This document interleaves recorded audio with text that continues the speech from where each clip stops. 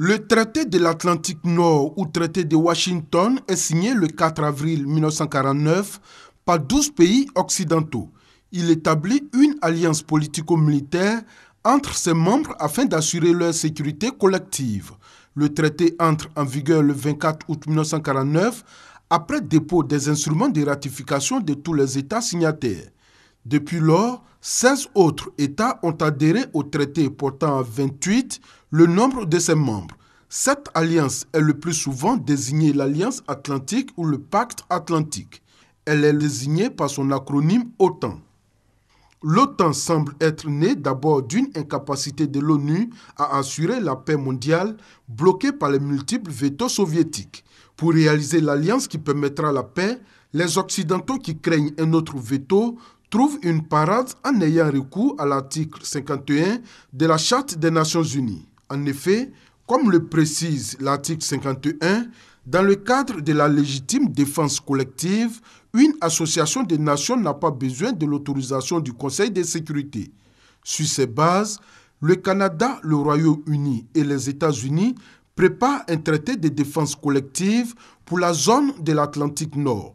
Mais les États-Unis veulent d'abord que les Européens réalisent eux-mêmes leur défense, quitte à les aider par la suite, craignant qu'une alliance brise le mouvement d'unification de l'Europe. Mais la situation internationale évolue après le coup de Prague du 12 février 1948. Ainsi, le 17 mars 1948 est conclue l'alliance militaire du traité de Bruxelles entre la France, le Royaume-Uni, la Belgique, les Pays-Bas et le Luxembourg, qui préfigure la future alliance atlantique. Après le blocus de Berlin, les appels des Européens se font de plus en plus insistants. Une entente secrète est réalisée entre les anglo-saxons pour fixer les bases de l'Alliance atlantique. Une dernière étape reste néanmoins à franchir. Toute alliance militaire des États-Unis en temps de paix est interdite par leur constitution. Le sénateur Vandenberg fait voter le 11 juin 1948 par le Congrès une résolution qui lève cet obstacle. L'alliance devient constitutionnelle à la condition d'être conforme à la Charte des Nations Unies. Des pourparlers à Washington du 6 juillet au 9 septembre 1948 définissent les bases du traité.